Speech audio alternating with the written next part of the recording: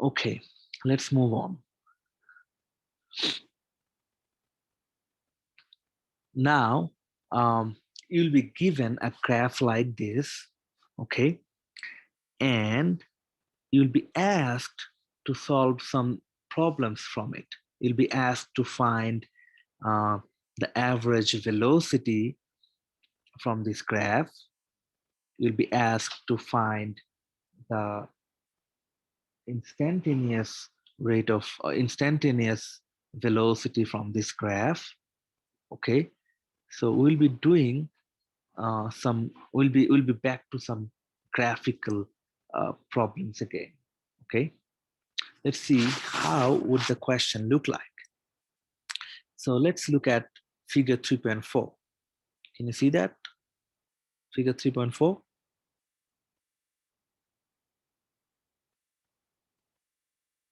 Can anyone confirm?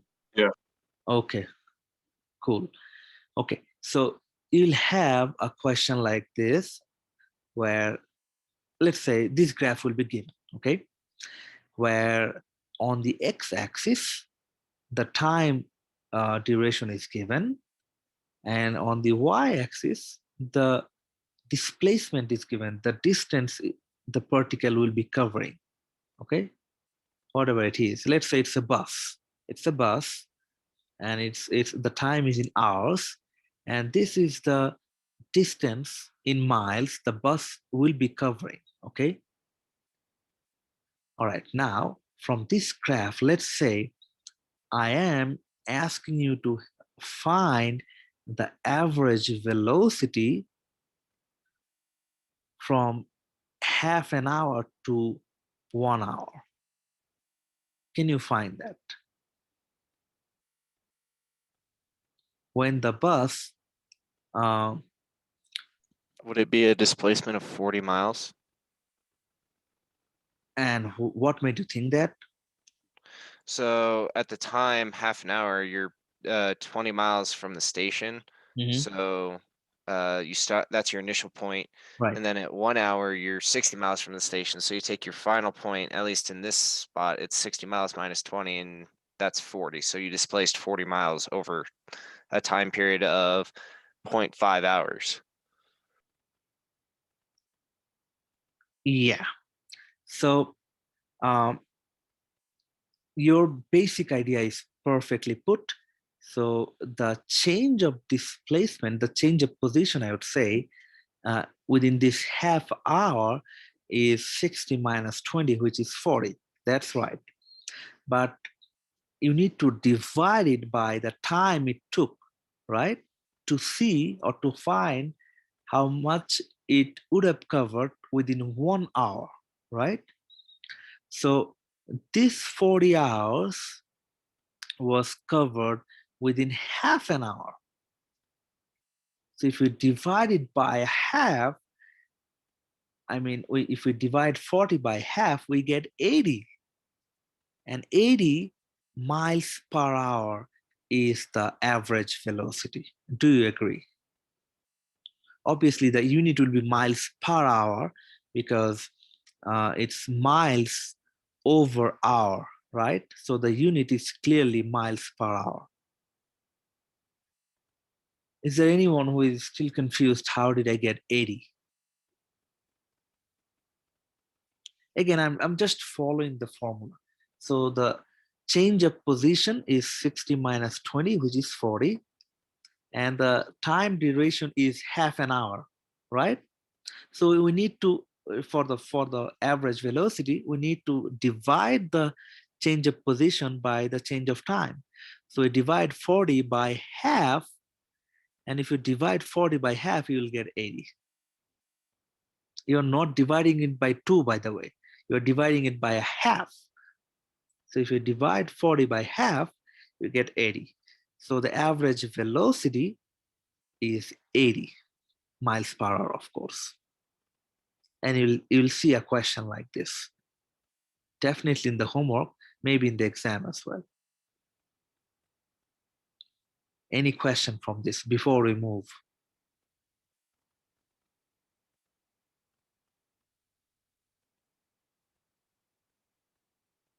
Any question?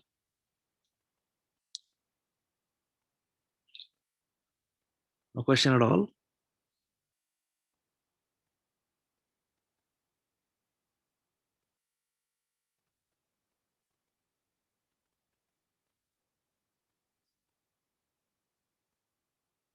Okay, then. So again, we'll be doing the same thing. And now I want you guys to do it for me. Okay.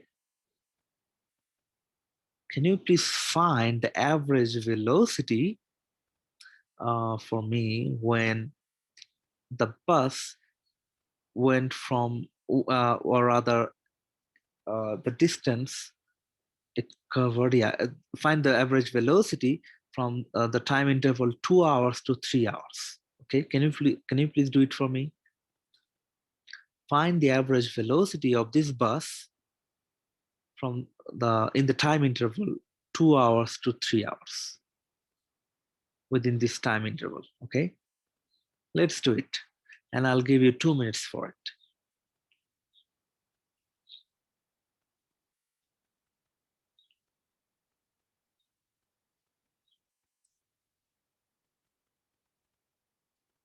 $30. Sorry. Could you go back up to the graph? Yeah, The answer is the answer is 30 miles per hour. Okay, 15. Okay, we'll see. Thank you. We have already one answer. That's 15 miles per hour. Let's see whether it's right or not. No, it's not 15. I said 30. I can't I hear said you. 30. 30. 30. 30. Okay. Sorry. Okay, 30 miles per hour. All right. Let's see. If we I have, don't know if I did this right. Got negative 60 somehow. I don't think I did the formula right, but I know it's going to be negative because it's decreasing, right? Yeah, yes, it's negative 30 miles per hour. That's what I got. Okay, we'll see. Let's wait for another minute. 60 miles an hour. 60. Okay. So you have two different answers, negative 60 and negative 30. Let's see. Anyone else with a different answer, maybe? Or if you agree with any of these answers, you can say that as well. I agree with 60 miles per hour. Is it positive 60 or negative 60? What did you get? The value is negative 60, but it's going back towards the origin. Okay, anyone else? I got that it's positive. Yeah. I mean, I got negative.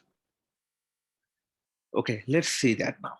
Okay, so we'll be starting from the 2 hours time, and I can see it's 80, right? And when we reach the 3 hours mark, it looks like it's 20, right? So if 20 minus 80 gives me negative 60, and the time duration is 1 hour. So yeah, I agree. The answer is negative 60 miles per hour. That means, what does this negative sign signify? This negative sign signify that it's actually getting decreased, right? And you can clearly see it was here at the peak, and it's slowly and slowly going down, right? And you can clearly imagine it should be negative, right?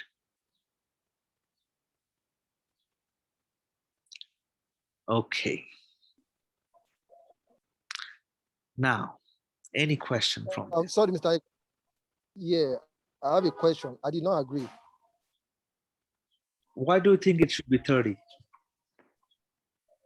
Yes, because I think when you said average velocity, then finding the velocity from 2.0 to if we trace it up to the climax of the journey, then we discover it is 80. Yeah. That's to the x-axis. Then from the 3.0, when we trace it up, we get it 20 from the x-axis also. Yeah, absolutely. Yeah, so if we find the difference, we have 60, then the difference between the two time from 2.0 to 3.0. So if Did you, you?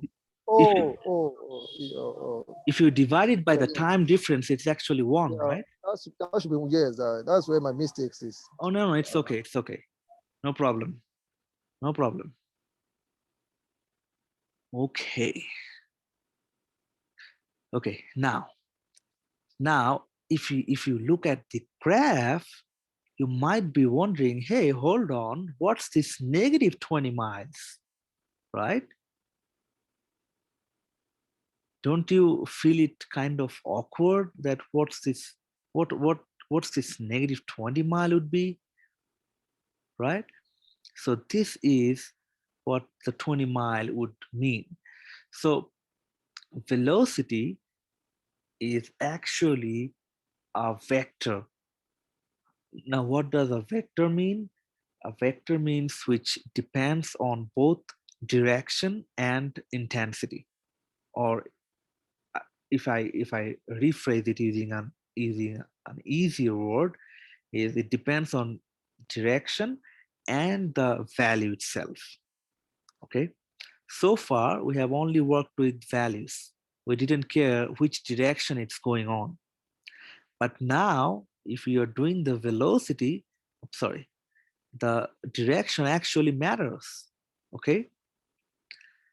So this negative sign means whichever whichever point you started from, it actually going to the opposite direction of that.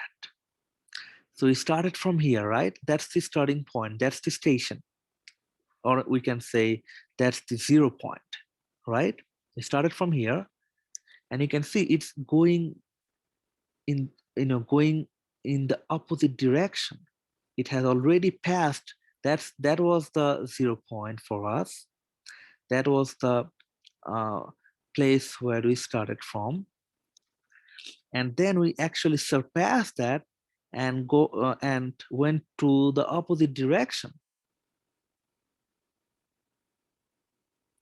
So for example, if we try to see it using the map, you might say, or I would say the navigator. Okay, let's say you are going to the going to any place and you have a compass to see which direction you are going. So you started from here. Okay, you started from here, you went a certain distance to your right or to the east, let's say. You stopped there. Okay, and then you started going to the opposite direction. So if you go some distance more than where you started, then you'll see that that extra part is denoted by a negative sign. That means we went to the east side when we started. We went to our right, and then after a while, we started going to our left or to the west. Okay, and this distance was actually more than what we had covered in the first instance. So that means, for example, we started from, let's say, from the Ross Hall at our campus. We went 8 meters to our right. Then we stopped there. We turned back, and then we started walking towards Ross Hall again. But this time we went 10 meters from this point. So we will actually surpass the Ross Hall and move more towards let's say the library, if you know the map of our campus. So we say, if we consider this as the origin, the Ross Hall, this extra 2 meters will be signified with negative sign. It will be negative 2 meters on this way, if you consider this as the origin, okay, the starting point. That means we are actually defining a certain direction. If we are somehow going to the opposite direction, we'll signify it with a negative sign. We'll denote it with a negative sign. Any question from this? The reason I'm saying this, because you'll see some questions with negative sign, so that you don't freak out after you see this. That's why I'm trying to clarify what does this negative sign will mean, if you see any, of course. Any question from this?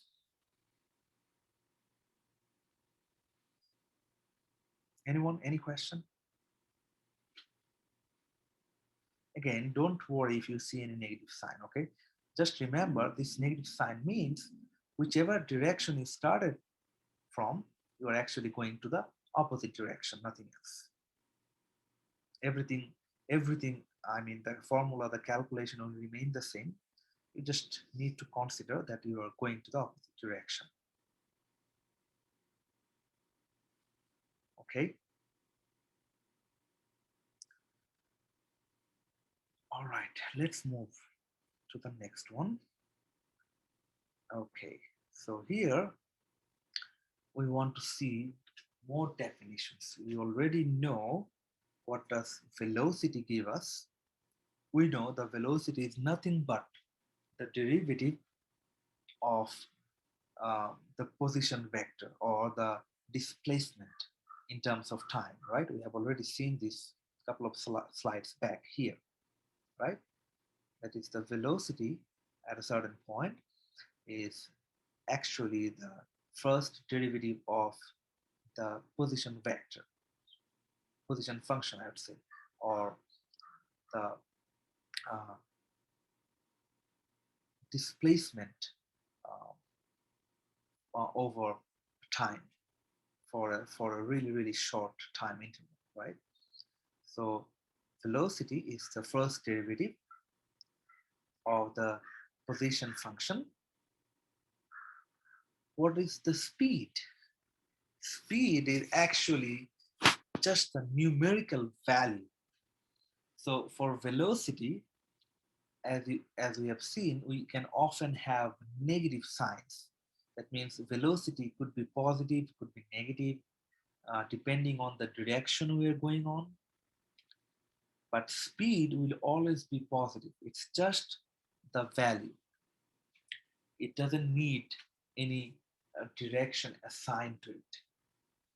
Okay, so speed is actually the absolute value of velocity, or the absolute value of the first derivative of the position function.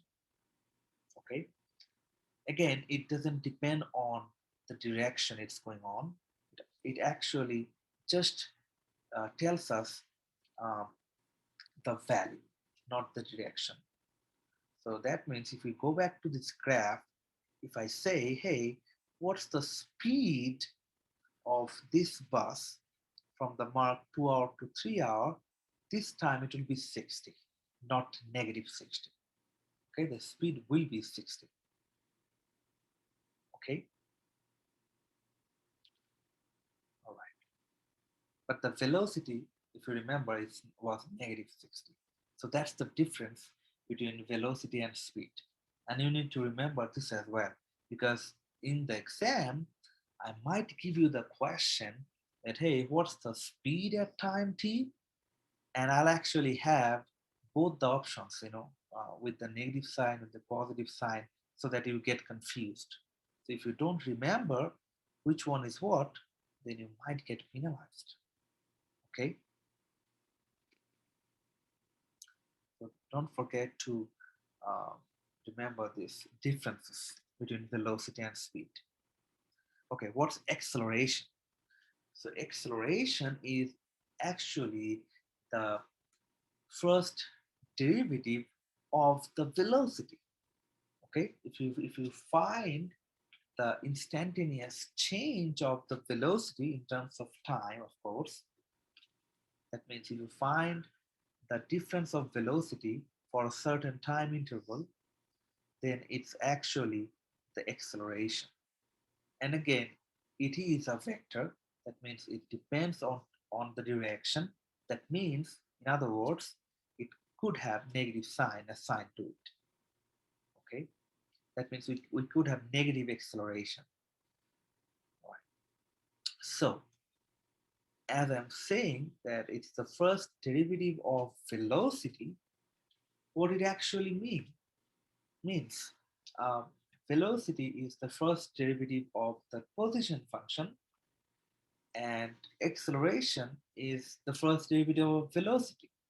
So we can actually say that acceleration is the second derivative of the position function. Do you agree?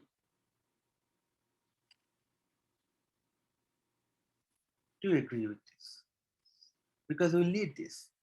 We'll be using this formula, or I would say the definition, for finding or rather solving some problems.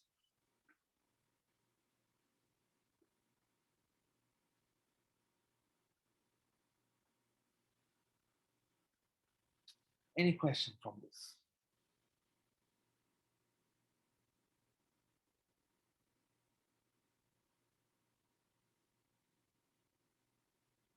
Again, these are just the definition, okay? And we'll be using this for the future reference. Okay, let's see a problem, and then we'll use this to find the velocity and acceleration as well. If they haven't shown it, I'll still show the acceleration. Oh yeah, they have shown it anyway. All right, so let's say a function t square minus 5t is given. Okay, I'll be sharing the screen of my iPad again.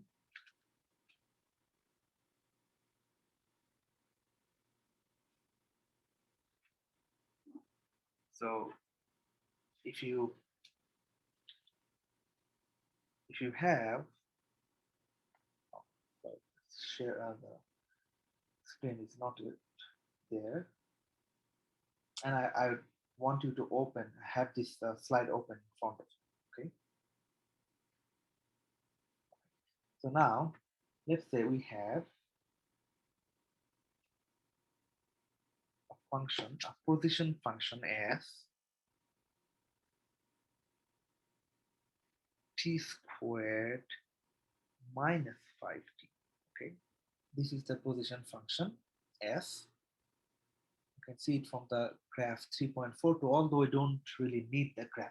Okay, this type of question will be given if the algebraic format is given. Obviously, you'll be required to solve it algebraically.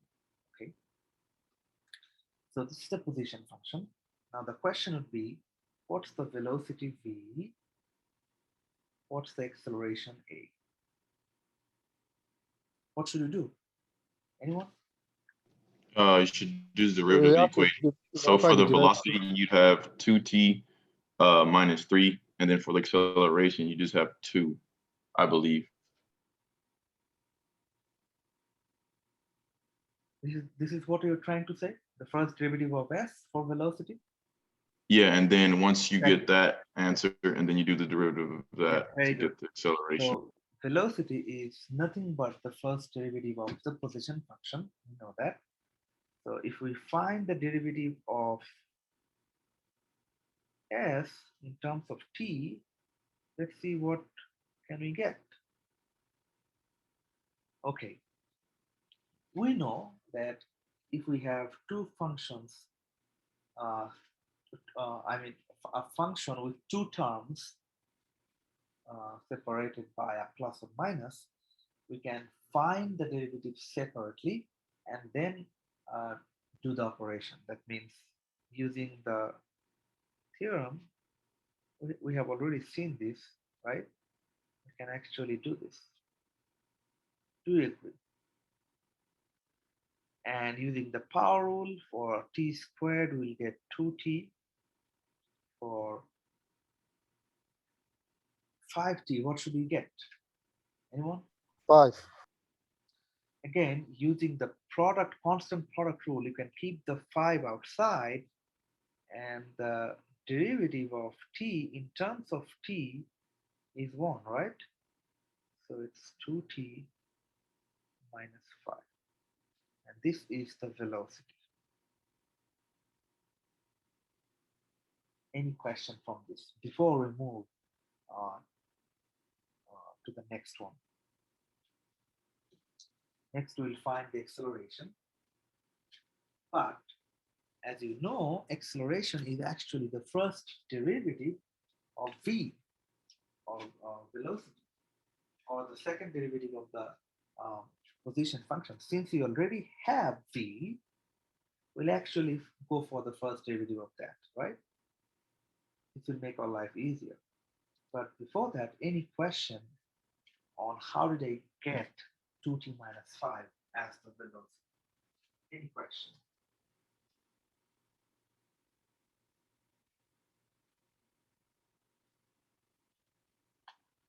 Okay, if you don't have any question, you can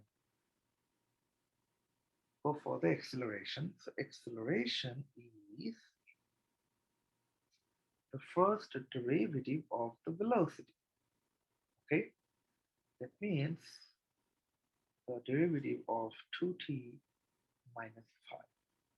Okay, and again, we'll do it separately. 2t minus ddt of 5, and using the constant product rule, you can keep these two outside, find the derivative of t. What's the derivative of 5? Anyone? 0. Why? Derivative of 5 is 0. Sorry? 0. Yeah, why? Why do you think it should be 0? I mean, what made you think it should be 0? Yes, because it has no coefficient of it has no coefficient. So when we differentiate it, then it will be 0. So I think I'd rephrase it as the constant, right?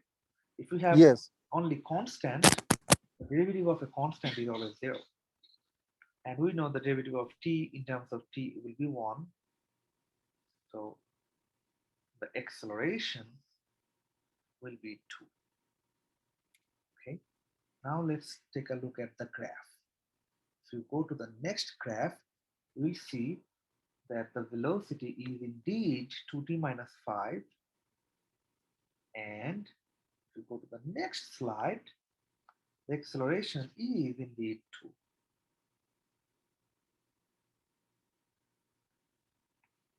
Now, why do we have a straight line for this figure for velocity for 3.4? Let me start sharing that.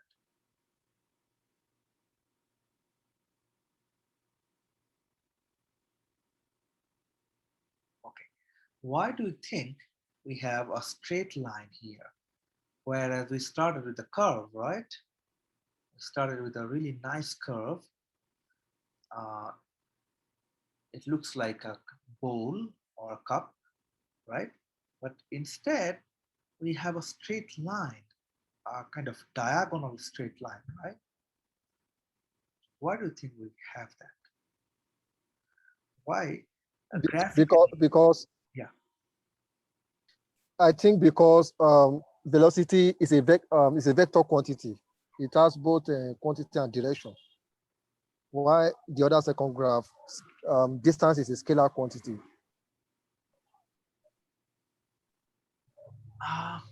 Okay, so displacement is also a vector quantity.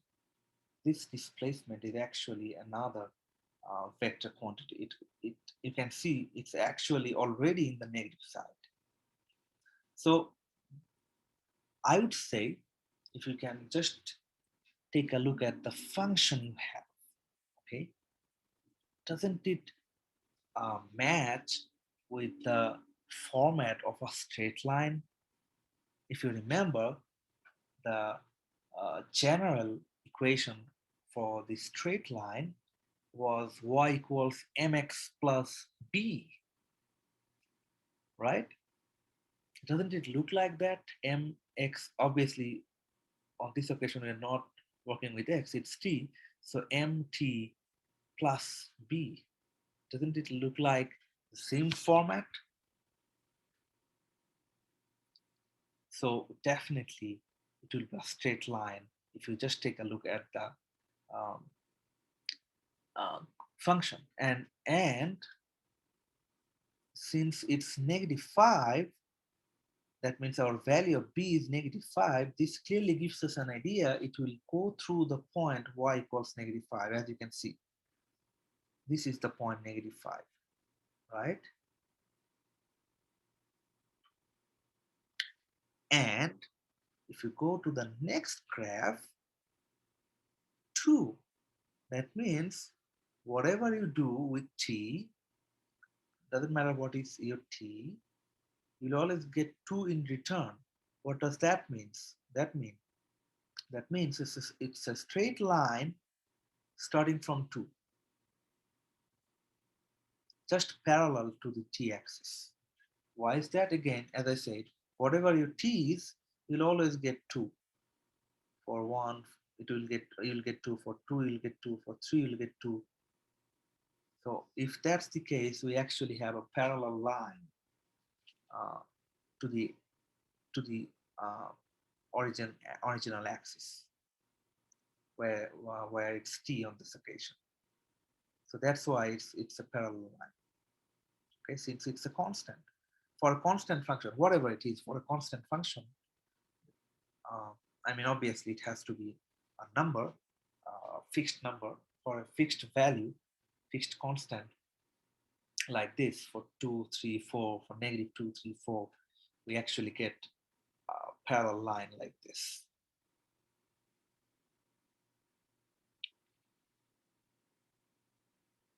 Okay. All right. So next up, yeah, I don't think we can complete this one today. So for tomorrow, before we meet, I want you guys to go over these slides first. So this is slide 3.6, I believe. Yeah, 3.6. So I want you guys to go over this slide 3.6, especially starting from figure 3.45. 3. Up to 3.54. That means just to the end of this slide. Okay, I want you to go over this before we meet the next time. Okay, and tomorrow, hopefully, we'll start the chain rule, and it will change your life. The chain rule is so fun to work with. It will be complicated, that's for sure, but it's really fun to work with. Okay, so let's meet tomorrow and see what more can we get from the slide 3.6. Okay, all right, so you're good to go, and I'll see you tomorrow. Thank you. Have a good Have a one. good day.